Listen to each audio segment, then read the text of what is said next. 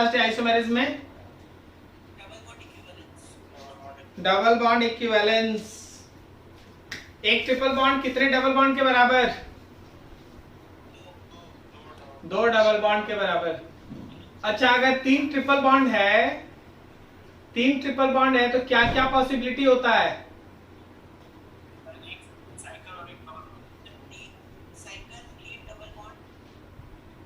3 cycle 3 double bond और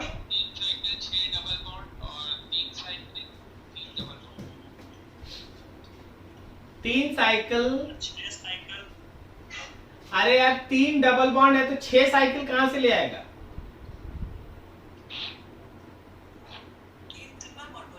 3 double bond 3 double bond 3 double bond.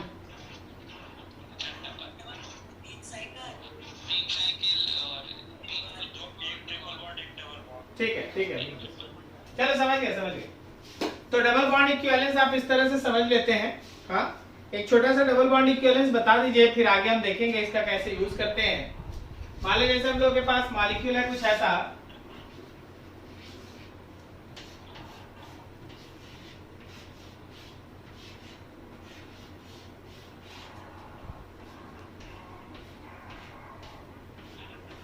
How many double bond equivalence for this?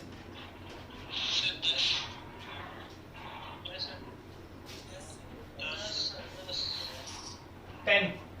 ठीक है, चलो सही।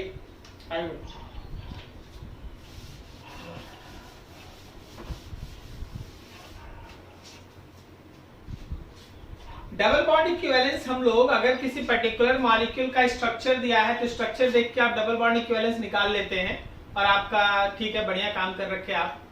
अब आप क्या सोचिए कि अगर कोई मॉलिक्यूलर फॉर्मूला दिया है तो आप डबल बॉन्ड इक्विवेलेंस कैसे निकालेंगे? Double bond equivalence for any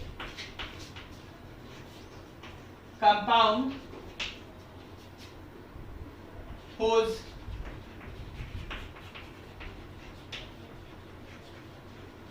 molecular formula is given. Double bond equivalence for any compound whose molecular formula is given, जिसका मॉलिक्यूलर फॉर्मूला दिया हो। याद रखना ऐसे केस में हमेशा ध्यान रखना कि double bond equivalence is equal to होता है summation of n v-2 divided by 2 और +1 अलग से, n v-2 डिवाइडेड बाई 2 +1 अलग से। इसमें जो n स्टैंड करता है where n is equal to number of atom, v is valency of that atom. आपको अगर कोई मॉलिक्यूलर फॉर्मूला दे दे और उस पे बोला जाए आपसे कि चलिए जी अब इसका डबल बॉन्ड इक्विवेलेंस निकालिए, स्ट्रक्चर देख के तो आप देख ले रहे हैं, साइकिल देख ले रहे हैं, डबल बॉन्ड देख ले रहे हैं, ट्रिपल बॉन्ड देख ले रहे हैं, अपना आंसर दे देते हैं। लेकिन अगर हम लोगों के पास कोई मॉलिक्यूलर फॉर्मूला होगा तो हम डबल बॉन्ड इक्विवेलेंस कैसे निकालेंगे? जैसे मान लो हम तुम्हारे सामने एक मॉलिक्यूल रख देते हैं, फॉर एग्जाम्पल तुम्हारे पास मॉलिक्यूल है C7H8। C7H8 एक मॉलिक्यूल का फॉर्मूला दे दिया गया C7H8, बोला गया चलो जी इसके अंदर डबल बॉन्ड इक्विवेलेंस निकालो, या बताओ कि इसके अंदर डबल बॉन्ड इक्विवेलेंस कितना है। तो अब आपको ये फॉर्मूला काम आएगा, that your double bond equivalence will be equals to, हाँ 4 होगा, बिल्कुल होगा।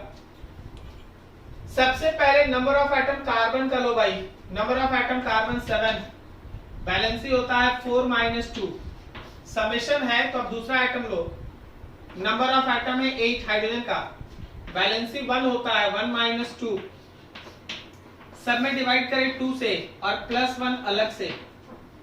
देखो तो formula, number of atom bracket में valency -2, valency -2 plus number of atom दूसरे का ब्रैकेट में valency -2 divided by 2 +1, so it is 7 × 2 plus 8 × -1 divided by 2 + 1.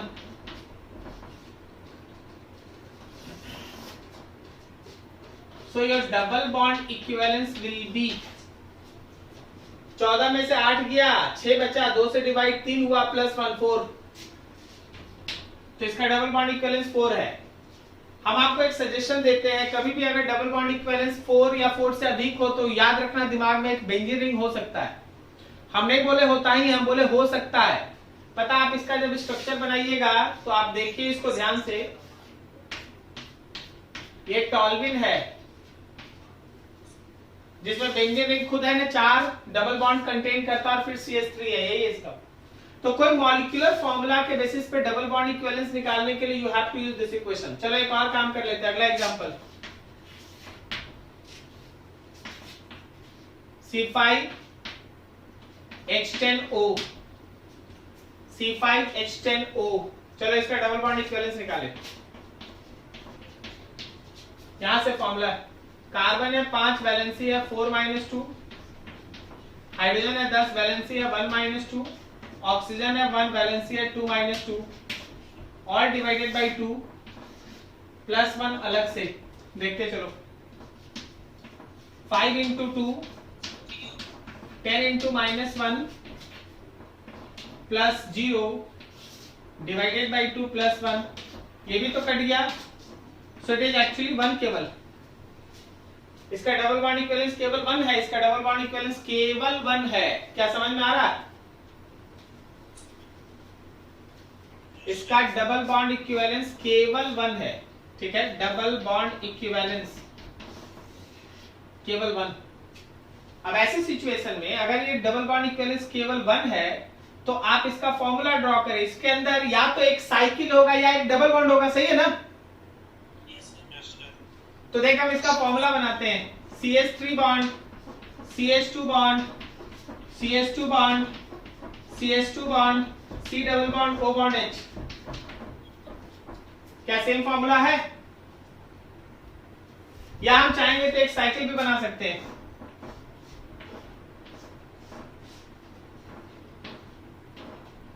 ये भी सही है, इवन ये भी सही है।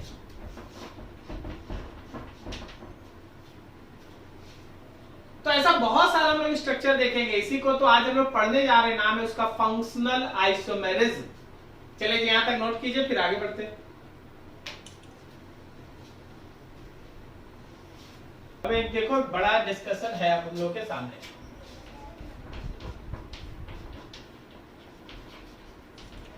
Functional isomerism, functional isomerism.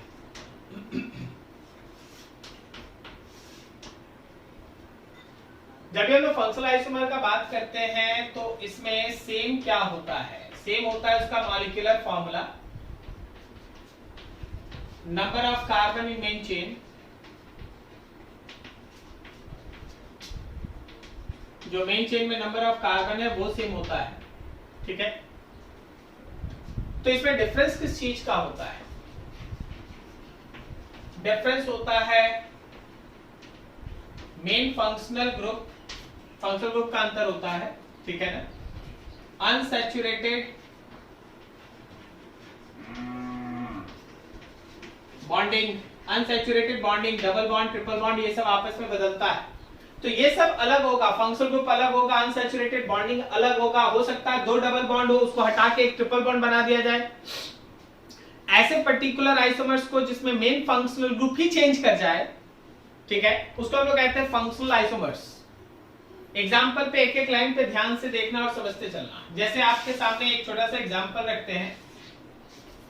हम लोगों के पास पहला पेयर है अल्कोहल, ये फंक्शनल आइसोमर शो करता है ईथर के साथ। कुछ नंबर है, कुछ नाम है, उसको याद रखना पड़ेगा, तो बहुत आसानी से ये चीज कवर होता है। अल्कोहल है ईथर के साथ। जैसे मान लो हम लोगों के पास CH3 है, CH2 है, CH2 है और एक OH है। तो आप अगर इस पर्टिकुलर मॉलिक्यूल पर ध्यान लगाएंगे तो यहाँ पे alcohol is acting as a main functional group. लेकिन सेम फॉर्मूला में अगर आप चाहेंगे तो आप लिख सकते हैं CH3 bond O bond, CH2 bond CH3। तो आप देखिएगा तो ether is the main functional group, ठीक है। अल्कोहल और ईथर, अल्कोहल और ईथर सेम फॉर्मूला है, लेकिन यहाँ मेन फंक्शनल ग्रुप की तरह अल्कोहल है, तो यहाँ मेन फंक्शनल ग्रुप की तरह ईथर है। दूसरा देखो, एल्डिहाइड और कीटोन, एल्डिहाइड और कीटोन का पेयर भी आपस में फंक्शनल आइसोमर शो करता है। जैसे देखो CH3 है, CH2 है, CH2 है, CH2 है, मान लो एक C double bond O bond H है। तो फॉर्मूला देख लीजिए आप। अब देखिएगा सेम फॉर्मूला में CH3 है, CH2 है, bond C double bond O bond CH2 और CH3 है। तो जहां फर्स्ट वाले केस में aldehyde is acting as a main functional group, उसी में सेकंड वाले में ketone is acting as a main functional group. दोनों का मॉलिक्यूलर फार्मूला सेम, लेकिन एल्डिहाइड और कीटोन आपस में फंक्शनल आइसोमर शो करता है। Next example, third, carboxylic acid plus ester. Carboxylic acid और ईस्टर का जो पेयर है वो भी एक फंक्शनल आइसोमर्स का पेयर है। जैसे एक एग्जांपल देखो, CH3 CH2 CH2 CH2 C double bond O bond OH। ठीक है, तो यहां पे हम लोग के पास CH3 CH2 bond C double bond O bond CH2 CH3। तो थोड़ा दोनों को कंपेयर करो। यहां पे जरा गौर करो, carboxylic acid is the main functional group, now Easter is the main functional group having same molecular formula. दोनों का मॉलिक्यूलर फार्मूला सेम है। देखिए नाम याद रखिएगा, अल्कोहल ईथर के साथ, अल्कोहल ईथर के साथ, एल्डिहाइड कीटोन के साथ, कार्बोक्सिलिक एसिड ईस्टर के साथ। ठीक है, आगे और देखिए, 1 degree 2 degree and 3 degree amine. मान लो जैसे हम लोग के पास है CH3 CH2 CH2 CH2 and NH2, this is 1 degree amine. ये हम लोग का 1 डिग्री एमाइन है, नाइट्रोजन के साथ एक अल्काइल ग्रुप अटैच्ड है, नाइट्रोजन के साथ एक अल्काइल ग्रुप अटैच्ड है, सो इट इज 1 डिग्री एमाइन। अब देख हम लोग लिख सकते हैं CH3 CH2 CH2 N के साथ H और एक और CH3। अब जरा गौर करो, नाइट्रोजन के साथ दो अल्काइल ग्रुप अटैच्ड है, so first one is 1 degree amine, but second one is 2 degree amine. Similarly we can also write that 3 degree amine. Similarly we can also write that 3 degree amine, CH3 CH2 bond N के साथ CH3 and CH3, this is 3 degree amine। ठीक है, तो 1 degree 2 degree और 3 degree amine, primary amine, secondary amine and tertiary amine all are functional isomers। Primary amine, secondary amine and tertiary amine तीनों functional isomers है। इसी तरह और देखो, फोर्थ था ना, फिफ्थ देखो, amides and substituted amides, amides और उसका सब्स्टिट्यूटेड एमाइड्स। जैसे आप एग्जांपल देखें, CH3 CH2 CH2 bond C double bond O bond NH2, this is amide, simple amide, saturated amide, you can say that saturated amide, you can say that saturated amide। But जब आप nitrogen में hydrogen जो है उसको हटाएंगे, देखिए जरा, CH3 CH2 bond C double bond O N के साथ एक लगा दो CH3 और एक लगा दो H, this is called substituted 1 degree substituted amide। तुम्हारा काम क्या है, फॉर्मूला मिलाते चलना, फॉर्मूला सेम होना चाहिए। ठीक है, तो ऊपर वाला है हम लोग के पास सैचुरेटेड एमाइड, ये है 1 डिग्री सब्स्टिट्यूटेड। अब देख एक और हाइड्रोजन हटाएंगे, CH3 bond C double bond O bond N, एक CH3 और एक और CH3। ठीक है, so saturated amide, substituted and substituted amide, they are collectively called functional isomers, they are collectively called functional isomers, वो सब functional isomers। ठीक है, नेक्स्ट देखो अगला, 5 के बाद 6, कुछ और सोचो, 6 कुछ है मॉलिक्यूल्स। हाँ चलो देखो, double bond and cyclic, double bond और साइकिल। देखो CH3 है, CH2 है, CH है, डबल बॉन्ड CH2 है, फॉर्मूला मिला ले लेना। क्या हम लोग सेम फॉर्मूला में इसको बना सकते हैं, CH2 bond CH2 and CH2?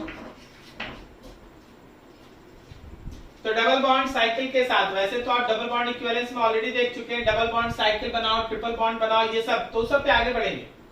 Pairs याद रखिएगा, अभी और भी इसमें ट्विस्ट आना बाकी है, सो इतना पेयर याद रखिए, नोट कीजिए बढ़िया से, आगे बढ़ते हैं इसमें।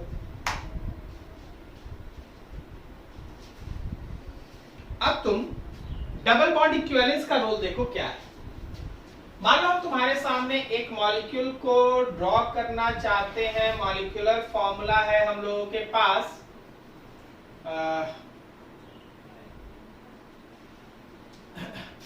एक क्वेश्चन तुमको दिया गया, for molecular formula C5 H10O2, C5 H10O2, draw all functional isomers। इसका सब फंक्शनल आइसोमर्स बनाना, C5 H10O2, C5 H10O2 का सारा फंक्शनल आइसोमर्स बनाना है, ठीक है। चलो तुम्हारा पहला काम क्या होना चाहिए ना, सबसे पहले इसका डबल बॉन्ड इक्विवेलेंस निकालें।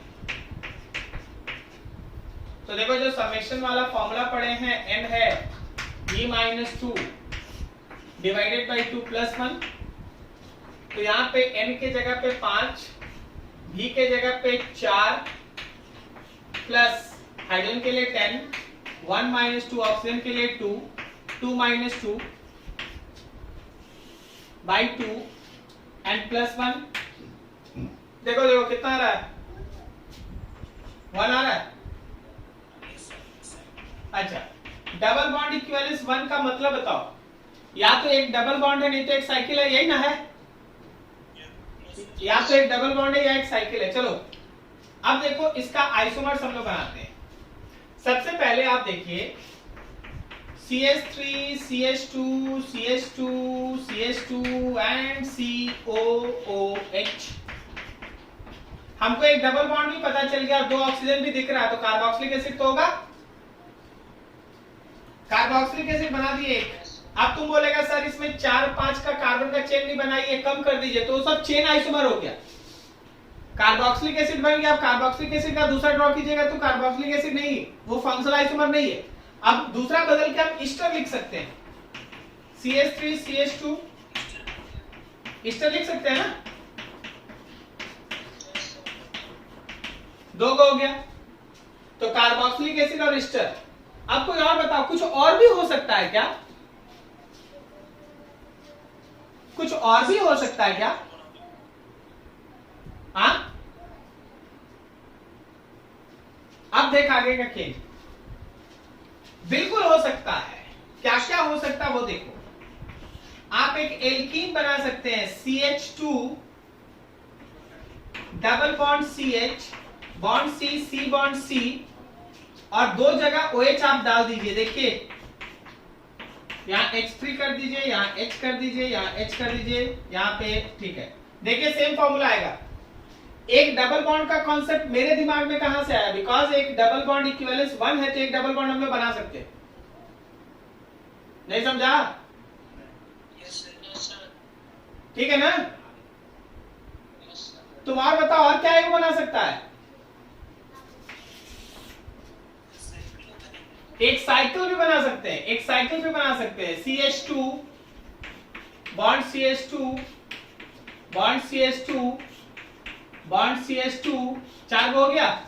उसमें कितना था? 5 था। कोई बात नहीं, कोई बात नहीं, ठीक है, कोई बात नहीं। एक बार बना देते हैं। अब देख, हाइड्रोजन के साथ OH यहां लगा दे, एक OH यहां लगा दे, क्या बोलता? बन गया अलग।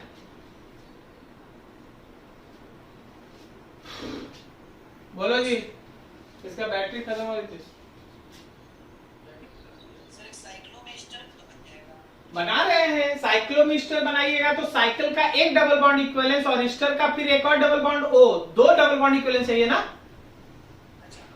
तो यहाँ तो एक ही है, ठीक है। और देखो हो गया ना। अच्छा इसमें क्या था, देख हम ब्रैकेट में लिखते चलते, देखना ये सब कैसे धीरे धीरे होता है।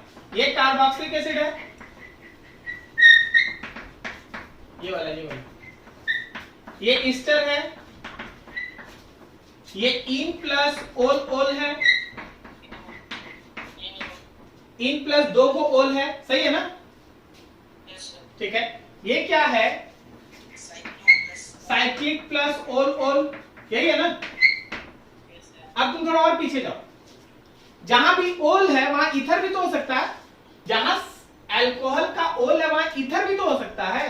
तो अब देख इसमें फिफ्थ देखो, CH2 डबल बॉन्ड लगा दिए, C bond C bond OCH3 and bond OCH3। गौर से देखो, यहां पे लगा दो भाई H2,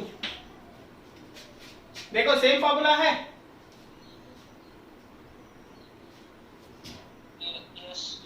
लेकिन इसमें है इन plus ether ether ether ether, अलग हो गया ना, सेम फंक्शन बुक तो है नहीं, ठीक है। साइकिल में देखो, साइकिल में 3 हो गया, एक 4 हो गया और एक 5 हो गया। देखो cycle plus ether ether, cycle plus ether ether, cycle plus ether ether, क्या बोला, ईथर प्लस ओल, हाँ बिल्कुल हो सकता है, वो भी हो सकता है, क्यों नहीं होगा। 6 के बाद 7 हम लोग बना दिए CH2 double bond C H bond C bond C, अब इसके साथ लगा दिए OCH3 और यहाँ पे लगा दिए OH। तो इन है, ओल है और ईथर है, समझा, अलग चीज आ गया ना, ठीक है। सेम साइकिल में भी कर सकता है, साइकिल भी ले सकता है। 6 के बाद 7 साइकिल ले लिया, एक जगह OH लगा दिया, ठीक है, और एक जगह OCH3 लगा दिया। फॉर्मूला में एक कार्बन का, मैं चल एक CH3 यहां डाल दे, तो ये क्या हो गया हम लोग का, साइकिल प्लस ओल प्लस ईथर। क्या आप समझ पा रहे हैं कि आप क्या पढ़ रहे हैं? पूरा क्वेश्चन ऐसा जब आएगा तो तुम्हारा पूरा दिमाग को अच्छे से यूज करता है। कोई और पॉसिबिलिटी है किसी के दिमाग में तो बोलो। क्या इस क्वेश्चन में हम ट्रिपल बॉन्ड कुछ भी बना सकते हैं? नहीं बना, ठीक है, तो कम से कम 2 होना चाहिए, तो यहाँ 1। कोई और फंक्शनल आइसोमर कोई सो पा रहा है कि सर एक तो ये वाला भी बता दीजिए कि ऐसा क्यों होगा या नहीं होगा?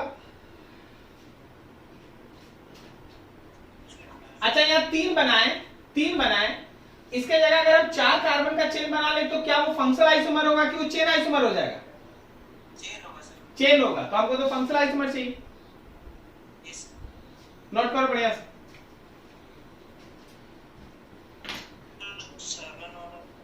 कौन सा 7? ये वाला, एक H लगा ले यार, यहाँ छूट गया है, और यहाँ भी शायद H2 लगेगा, वो कर लेना अपने से, ठीक है। अब देखो एक और छोटा सा क्वेश्चन बना लेते हैं। तुम्हारे सामने बोला गया कि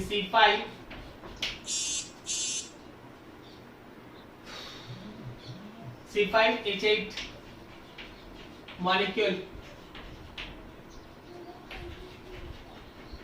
draw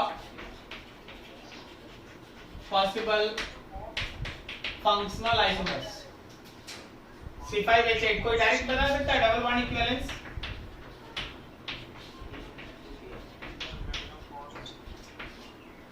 अभी दिख रहा है? नहीं, वेट में अभी आ गया। Double bond equivalence 5 4 - 2 + 8 1 - 2 / 2 + 1। तो इसको हम लोग सॉल्व किए तो क्या ये डबल बॉन्ड इक्विवेलेंस 2 आ रहा है? डबल बॉन्ड इक्विवेलेंस 2 का मीनिंग तो समझ गया होगा। तो देख इसका पहला हम केवल कार्बन लिखते हैं, ठीक है, बाकी आप हाइड्रोजन भर दीजिएगा। C bond C bond C, triple bond C, triple bond बना सकते हैं ना। दूसरा दो को डबल बॉन्ड बना सकते हैं ना। तीसरा एक एक साइकिल और एक डबल बॉन्ड बना सकते हैं ना, क्या ठीक है ना जी। और चौथा हम लोग चाहेंगे तो हम लोग दो साइकिल भी तो बना सकते हैं ना। क्या ये सही है सब फंक्शनल आइसोमर्स? बिल्कुल सही। अब अगर इसके बाद कोई बोलता है कि सर हम इसका पोजीशन आइसोमर बनाएंगे, पोजीशन आइसोमर, देखिए फंक्शनल आइसोमर्स है, करेक्ट। अब देख इसका अगर हमको आगे बढ़ जाएं तो हम इसका C bond C triple bond C कर दे, ये फंक्शनल आइसोमर है कि पोजीशन आइसोमर? ये पोजीशनल आइसोमर है, करेक्ट है, पोजीशन आइसोमर। अब जरा देखना ये अगर A है तो ये पोजीशन आइसोमर ऑफ A है। अब जरा और देखना, हम एक बना दिए C bond C triple bond C, बोलो ये कौन सा आइसोमर है? ये चेन आइसोमर है, ये हम लोगों का चेन आइसोमर ऑफ A है। चेन लेंथ बदल गया, नहीं समझ में आ रहा है? इसको लेके चलें और सी डबल बॉन्ड सी और सी कर दे ऐसे, बोल क्या? ये अगर B है तो ये क्या है? पोजीशन आइसोमर ऑफ B है, ठीक है। अब इसके बाद हम क्या करें, सी बॉन्ड सी एक इधर डाल दे, ठीक है, यहाँ डबल बॉन्ड सी एक हो गया, 4 हो गया, और यहाँ डबल बॉन्ड डाल दे। अब बोल ये क्या है? हाँ एक मिनट, हाँ ठीक है, एक कार्बन ज्यादा है। अब ठीक है, ठीक है, ये बता ये क्या हो गया? ये चेन आइसोमर हो गया, चेन आइसोमर ऑफ B हो गया, ठीक है। अभी याद ये बना है, और हम इसके बाद क्या करें, हम इसके बाद इसमें 4 कार्बन करके एक डबल बॉन्ड दे दे, एक CH3 बाहर डाल दे। क्या नाम देगा? अगर ये C है तो ये क्या है? चेन आइसोमर है, चेन आइसोमर ऑफ C है, कोई दिक्कत नहीं। अब देखना अगला हम 4 बनाए और CH3 को यहां कर दें, ये क्या है? किसका? ये अगर D है तो ये D का पोजीशन आइसोमर है, ठीक है ना। ये पोजीशन आइसोमर ऑफ D है और ये चेन आइसोमर ऑफ C है। क्या समझ में आया? इसका ये चेन आइसोमर है, इसमें 5 इसमें 4 है,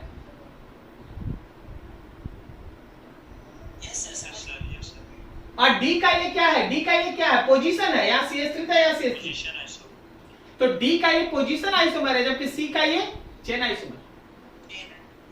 क्या आपको समझ में आ रही है?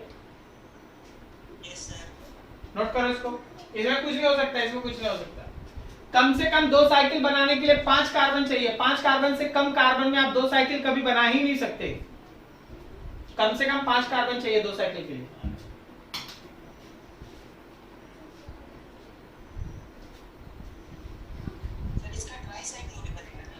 ट्राई साइक्लो कहां से बना देगा?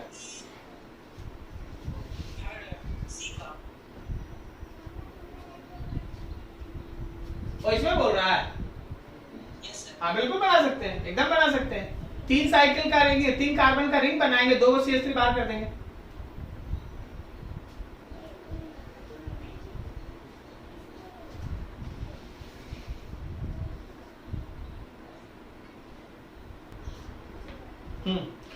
तो ये सब था फंक्शनल आइसोमेरिज्म में। तो फंक्शनल आइसोमर के बाद हम लोग अगला स्टार्ट कर रहे हैं मेटामेरिज्म। मेटामेरिज्म आसान सा सेक्शन है, देख लो।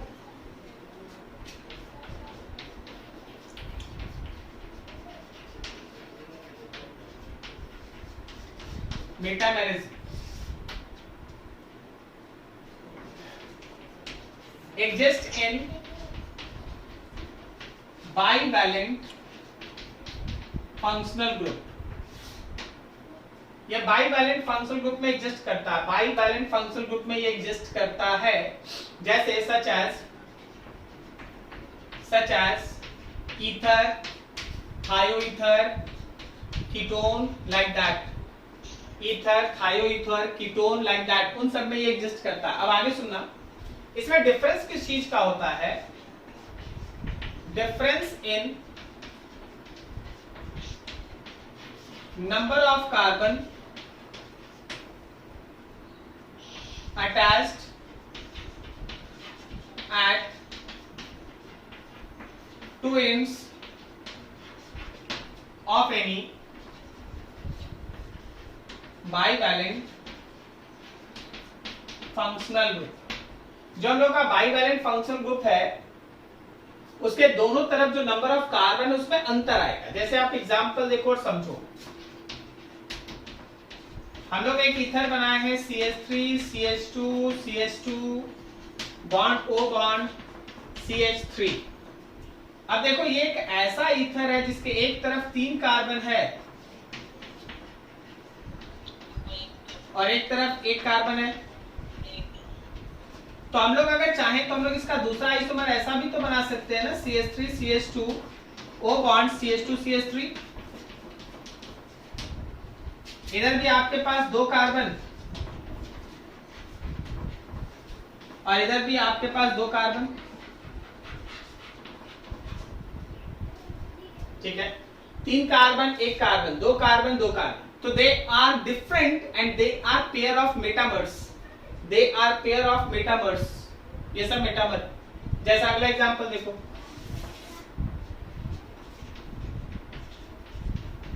CH3 bond C double bond O bond CH2 CH2 CH2 CH3।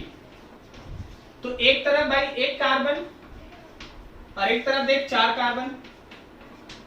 तो हम लोग इसका दूसरा भी बना सकते हैं ना, CH3 CH2 bond C double bond O bond CH2 CH2 and CH3। तो एक तरफ दिखा तुमको 2 कार्बन और एक तरफ दिखा तुमको 3 कार्बन, ठीक है, समझ में आया? तो ऐसा जो पेयर आप बना के रखते हैं ऐसा, वो सब कहलाता है मेटामर्स। मेटामर्स मेटामर्स में बाईवैलेंट फंक्शनल ग्रुप होगा। बाईवैलेंट फंक्शनल ग्रुप उसको कहते हैं जो दोनों तरफ से बॉन्ड बनाता है, दोनों तरफ से दोनों तरफ से दोनों तरफ से। They are said to be metamers, वही सब मेटामर्स बनाता है। They are said to be bivalent functional groups, जो दोनों तरफ से बॉन्ड बनाता है, ठीक है। मेटामर्स का ये कॉन्सेप्ट है। चलो एक और एग्जांपल देख लो। मान लो हम लोग बना देते हैं थायोईथर CH3 CH2 CH2 CH2 S और CH3, ये थायोईथर है, थायोईथर। तो अगला हम लोग बना सकते हैं ना CH3 CH2 S bond CH2 CH2 and CH3। They are the pair of thioethers, metamers. Note करो, बस इतना ही छोटा सा था, याद रखना।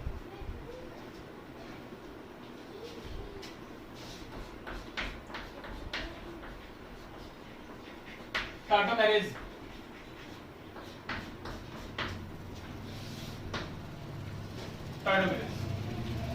बहुत बड़ा सेक्शन है, ठीक है, बहुत बड़ा सेक्शन। कुछ डिस्कस करेंगे आज, कुछ अगले दिन डिस्कस करेंगे, ठीक है, आराम से पढ़ेंगे, कोई हड़बड़ी नहीं है। सब एक साथ पढ़ा देने से थोड़ा हौच पौच भी हो जाता है, इसलिए ध्यान रखना। कोई भी अभी तक जो तुम आइसोमेरिज्म पढ़ा उन सब में एक चीज ध्यान रखना, अगर ईथर बना है तो ईथर बना है, अगर अल्कोहल बन गया तो अल्कोहल बना है, एल्डिहाइड बन गया तो एल्डिहाइड है, और कीटोन बन गया तो कीटोन है। वो आपस में बदलता नहीं है, वो आपस में बदलता नहीं है, लेकिन एक ऐसा पर्टिकुलर पेयर ऑफ आइसोमर्स जो एक दूसरे में इंटर कन्वर्ट होके इक्विलिब्रियम को सेटअप करता है। मतलब 2 आइसोमर्स इक्विलिब्रियम स्टेज में रहेगा, एक रिएक्टेंट की तरह रहेगा एक प्रोडक्ट में। जो इक्विलिब्रियम में आप सीखे थे ना, reactant converted to product and after some time there is equilibrium established between forward direction reaction and reverse direction reaction. That concept is applicable in case of tautomerism. Tautomerism is that kind of isomerism in which 2 isomers set up an equilibrium in between them. 2 isomer आपस में एक दूसरे के बीच एक equilibrium establish करता है, वैसे particular isomeric pairs को हम लोग टॉटोमर्स कहते हैं and this phenomenon is called tautomerism. ठीक है, इक्विलिब्रियम एस्टैब्लिश होगा। In case of tautomerism there is equilibrium between two isomers called tautomers, two isomers called tautomers। ठीक है, उसको tautomers कहते हैं। इसका बेस्ट एग्जांपल है keto enol tautomerism. Keto enol tautomerism. Keto enol tautomerism का थोड़ा लॉजिकल डिस्क्रिप्शन देखना। हम लोग के पास CH3 bond CH2 bond C double bond O bond H है, ये कीटो फॉर्म है, कीटो फॉर्म, ये कीटो फॉर्म। और इसी का आप इनोल फॉर्म बना सकते हैं, CH3 bond CH double bond CH और यहां पे रहा OH, यह इसका इनोल फॉर्म, इनोल फॉर्म। जब आप कोई मॉलिक्यूल का कीटो फॉर्म और इनोल फॉर्म एक साथ बनाते हैं, इनोल में इन और ओल अगल बगल में होना चाहिए, दूर नहीं होना चाहिए। इन ओल, जहां इन है वहीं ओल है, ये ऐसा नहीं कि इन यहां है ओल यहां है, ऐसा नहीं। ठीक है ना, इन ओल, जहां डबल बॉन्ड वहीं OH होना चाहिए। तो देख होता है कुछ ऐसा कि जो हम लोग का CH3 bond C H2 bond C double bond O bond H है, वो एक तरह से इक्विलिब्रियम एस्टैब्लिश करता है इसके साथ, CH3 bond CH double bond CH के साथ OH। यह है उसका इनोलिक फॉर्म और ये रहा उसका ketonic form, that is enolic form and ketonic form. ठीक है, हमेशा ध्यान रखना, इनोलिक फॉर्म और कीटोनिक फॉर्म में हमेशा ये एबिलिटी होता है कि वो आपस में एक दूसरे को कन्वर्ट करें। अब ये कन्वर्शन होता कैसे है? You have two possible mechanism, एक है एसिड कैटेलाइज्ड और दूसरा base catalysed.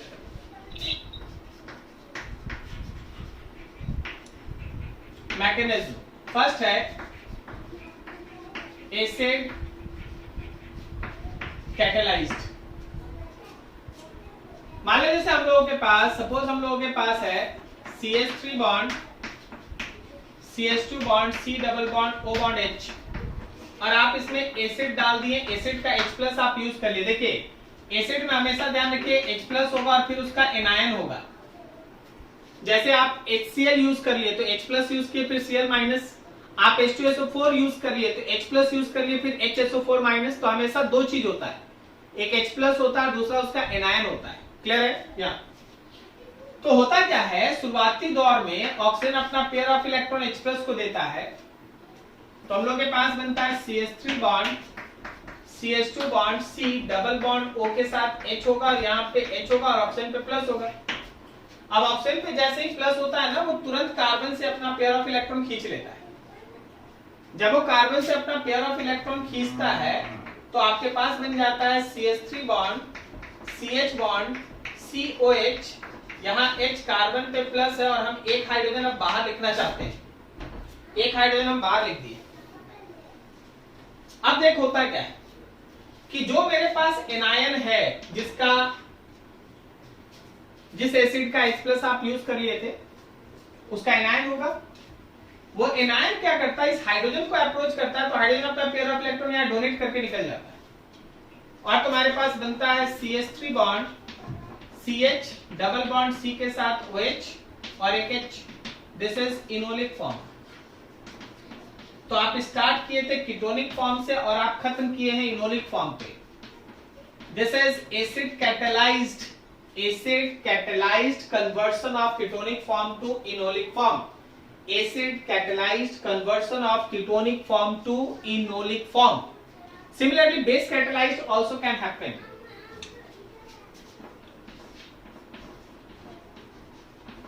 Base catalyzed base catalysed में OH माइनस होगा और बाद में H प्लस आएगा। पहले OH माइनस होगा, अटैक करेगा, बाद में H प्लस आ जाएगा। अब देख होता क्या, CH3 bond CH bond C double bond O bond H और यहाँ पे एक H है। आप बेस का OH माइनस छोड़ रखे हैं अटैक करने के लिए। OH शुरुआती अटैक करता है इस हाइड्रोजन पे, तो हाइड्रोजन अपना पेयर ऑफ इलेक्ट्रॉन डोनेट करता है, उसी समय ऑक्सीजन पेयर ऑफ इलेक्ट्रॉन अपनी तरफ खींचता है। 3-4 स्टेप एक साथ। जैसे जैसे ये OH इस हाइड्रोजन की तरफ जाएगा, हाइड्रोजन अपना पेयर ऑफ इलेक्ट्रॉन यहां बढ़ाएगा, उसी समय ऑक्सीजन अपना पेयर ऑफ इलेक्ट्रॉन ऊपर खींचेगा and the product is like that कि CH3 bond CH double bond C O minus और H, बाकी तो वाटर बन के निकल गया, ये वाटर बन के निकल गया।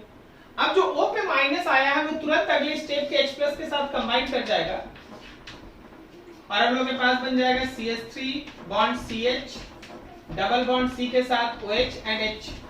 दिस इज इनोलिक फॉर्म, ये तुम्हारा इनोलिक फॉर्म है and this is ketonic form, ये तुम्हारा कीटोनिक फॉर्म। तो एसिड और बेस दोनों की मदद से अगर आप चाहें तो कीटोन को इनोल में, इवन इनोल को कीटोन में आप कन्वर्ट करते हैं और क्षण भर के बाद दोनों आपस में इक्विलिब्रियम सेटअप कर लेता है और इस तरह के आइसोमेरिज्म को हम लोग टॉटोमेरिज्म नाम दिए। ठीक है, थोड़ा यहां तक नोट करो, फिर और आगे बढ़ते हैं। कहीं डाउट तो पूछ लो।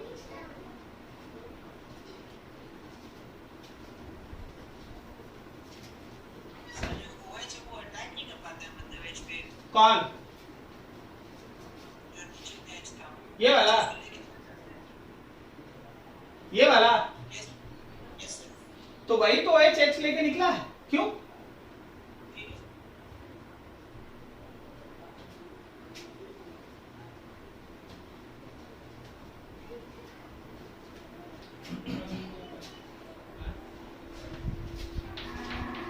कंडीशन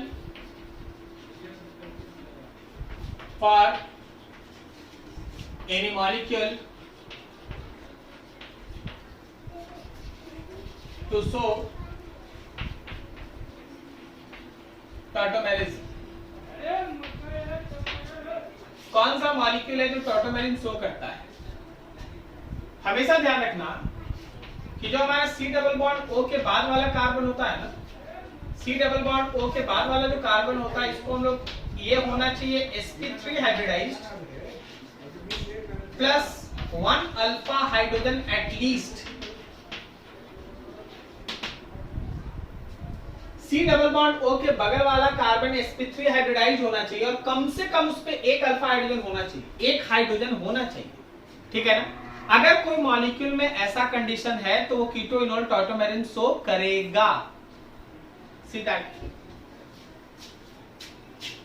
मान लो जैसे हम लोगों के पास एग्जांपल रखा, कोई तुमसे बोल दिया कि देखो जी देख के बताओ क्या ये कीटो इनोल टॉटोमेरिज्म शो करेगा? बोलो हाँ या ना। करेगा। कारण ये है ना कि यहाँ पे 2 हाइड्रोजन है छिपा हुआ, लिखने का जरूरत नहीं है, यहाँ भी 2 हाइड्रोजन है छिपा हुआ। ठीक है, और ये जो हम लोगों का कार्बन है वो sp3 है और 2 अल्फा हाइड्रोजन भी है, so it can show tautomerism. अब दूसरा मॉलिक्यूल देखो,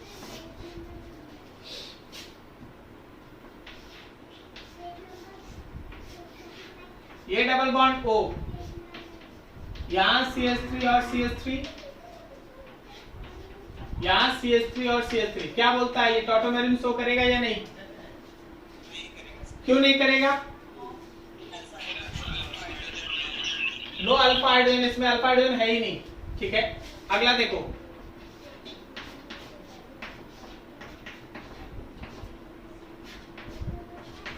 बोलो ये टॉटोमेरिज्म शो करेगा या नहीं करेगा? नहीं करेगा। क्यों नहीं करेगा? देख, लेफ्ट हैंड साइड में sp3 है लेकिन हाइड्रोजन नहीं है, और राइट हैंड साइड में हाइड्रोजन है लेकिन वो sp3 नहीं है। Carbon sp3 with at least 1 alpha hydrogen is absent है, so cannot shows, this can shows। अगला देखो,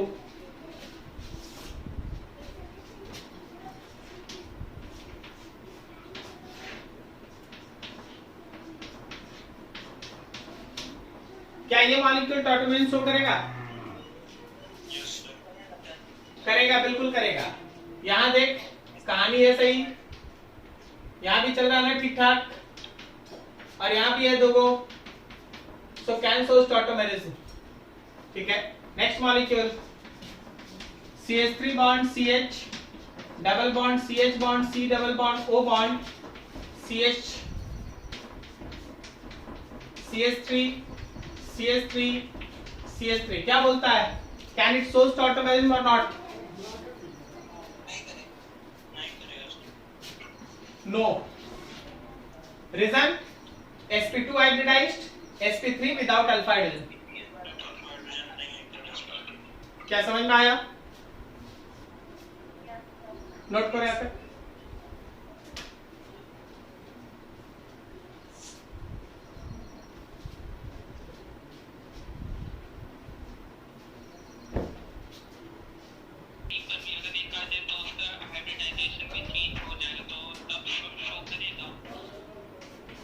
कहाँ दे दे? यहाँ दे दे।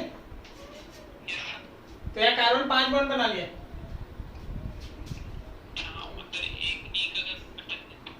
इस मॉलिक्यूल में पॉसिबल ही नहीं है, समझा? कहीं भी डबल बॉन्ड देगा ना, देख 5 बॉन्ड। ठीक है, तो इसमें पॉसिबल नहीं है। हम तुम्हारा बात हम समझ गए, हम तुमको दिखा दे। मान लो हम ऐसा बना दे, यहां डबल बॉन्ड O, यहां डबल बॉन्ड O और यहां एक डबल बॉन्ड दे दे। बोलो ये टॉटोमेरिज्म शो करेगा या नहीं? हाँ बिल्कुल करेगा। कारण है यहाँ पे देख 2 हाइड्रोजन है, यहाँ देख 2 हाइड्रोजन है, ये तो करेगा। समझे?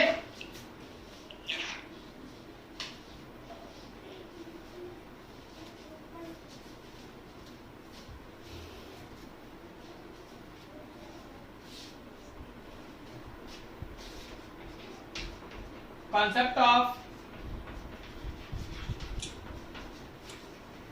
stability of keto enol tautomerism. Keto enol tautomerism के स्टेबिलिटी पे हम लोग को ध्यान देना है। कीटो इनोल टॉटोमेरिज्म के स्टेबिलिटी पे हम लोग को ध्यान देना है। हम एक लाइन लिखते हैं, basically keto form is more stable. Keto form is more stable than enolic form. हाँ जी, तो कीटो फॉर्म जो है वो ज्यादातर स्टेबल होता है comparison to enolic form until and unless some stabilizing factor not present in enol form, not present in enol form। जब तक कोई extra stabilising factor enol form में नहीं होगा तब तक keto form is more stable. ये बहुत बड़ा टॉपिक है, हम अभी छोटा छोटा इसका बेसिक चीज आज खत्म करेंगे, फिर अगले दिन इसमें आगे बढ़ेंगे। ठीक है, जरा गौर करना। जैसे मान ले हम लोग बनाते हैं सपोज एक एग्जांपल ले लो, हम लोग बनाते हैं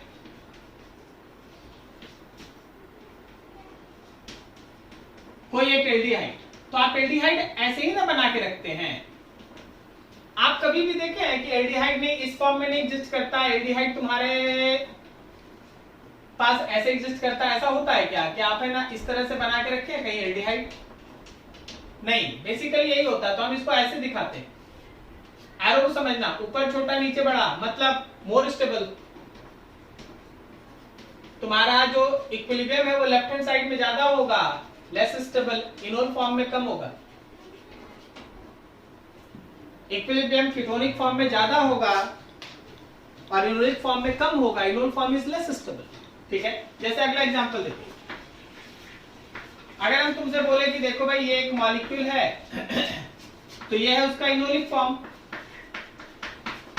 तो याद रखना कि that equilibrium is That equilibrium is less shifted towards right and more shifted towards left, more stable. ये ज्यादा stable. This one is less stable. लेकिन जरा इस मॉलिक्यूल पे गौर करना.